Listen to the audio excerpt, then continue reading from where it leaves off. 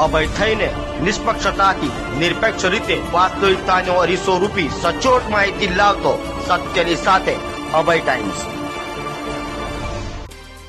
સુરત જિલ્લા પંચાયત દ્વારા અનધિકૃત કબજેદારો વિરુદ્ધ કડક કાર્યવાહી કરાઈ હોય તેમ નોટિસ પછી પણ જગ્યા ખાલી ન કરનારાઓને ત્યાં ડિમોલિશન કરાયું હતું અને રેલવે સ્ટેશન નજીકની 100 કરોડથી વધુની કિંમતની સરકારી જમીન પરથી અનધિકૃત દબાણો દૂર કર્યા હતા।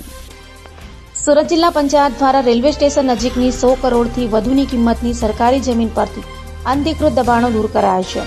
સુરત રેલવે સ્ટેશન નજીક દિલ્હી ગેટ રિંગ રોડના ward number 7 city survey number 6 ની અંદાજે 8037 ચોરસ મીટર વિસ્તારની જિલ્લા પંચાયતની માલિકીની કિંમતી સરકારી જમીન પર શ્રી અંબિકા ઓટોમોબાઇલ્સ તથા રાણા ટ્રાવેલ્સ દ્વારા અનધિકૃત રીતે દબાણ કરી કબજો જમાવ્યો હતો। નોટિસ આપ્યા પછી પણ ખાલી જગ્યા ન કરતા આ દબાણો જિલ્લા પંચાયતે ડિમોલિશનથી તોડી પાડ્યા છે। આ જમીન જિલ્લા લોકલ બોર્ડ સુરતની હતી। ત્યારબાદ વર્ષ 1961થી જિલ્લા લોકલ બોર્ડનું વિસર્જન થતાં આ મિલકત હાલ જિલ્લા પંચાયત હસ્તક છે। વર્ષ 1960ના અરસામાં ઉપરોક્ત પેઢીઓને આ જમીન માત્ર 7 વર્ષ માટે લીઝ પર આપવામાં આવી હતી। મુદ્દત પૂરી થતાં જિલ્લા પંચાયત સુરતની કમ્પેટન્ટ ઓથોરિટી દ્વારા જમીન ખાલી કરવા અલગ અલગ નોટિસ અપાઈ હતી, પરંતુ હાલના કબજાદારે જે તે વખતના લીઝ હોલ્ડર સાથે મિલીભગત કરી જિલ્લા પંચાયતની કોઈપણ પ્રકારની પરવાનગી મંજૂરી વગર છેલ્લા 50 વર્ષથી બિનઅધિકૃત રીતે કબજો કરી સરકારી જમીન પર ગેરકાયદેસર દબાણ કર્યું હતું।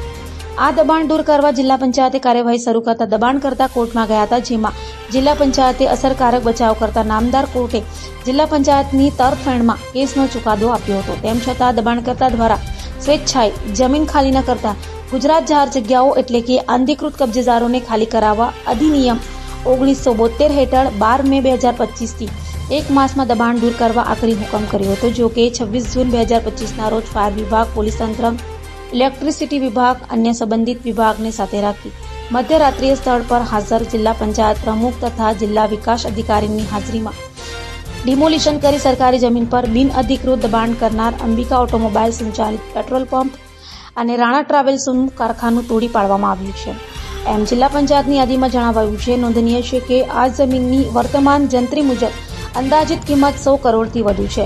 જિલ્લા વિકાસ અધિકારી શિવાની ગોયલે જણાવ્યું હતું કે જાહેર મિલકતો પર કરાયેલા બિનઅધિકૃત દબાણો દૂર કરવા માટે કડક કાર્યવાહી કરવી અત્યંત આવશ્યક છે। આગામી સમયમાં આવા પ્રકારની અન્ય અનધિકૃત દબાણો સામે પણ સખત કાર્યવાહી કરવામાં આવશે। જિલ્લા પંચાયત પ્રમુખ ભાવિનીબેન પટેલે જણાવ્યું હતું કે જ્યુડિશિયલ બાબતના કારણે ઘણા દાયકાથી આ બિનઅધિકૃત દબાણ દૂર કરવાની કાર્યવાહીમાં સફળતા મળી ન હતી, પરંતુ આજે લાંબા સમય બાદ દબાણ દૂર કરવામાં આવ્યું છે અને જિલ્લા પંચાયતની કરોડોની જમીન પર મેળવવાની મોટી સિદ્ધિ પણ મળી છે।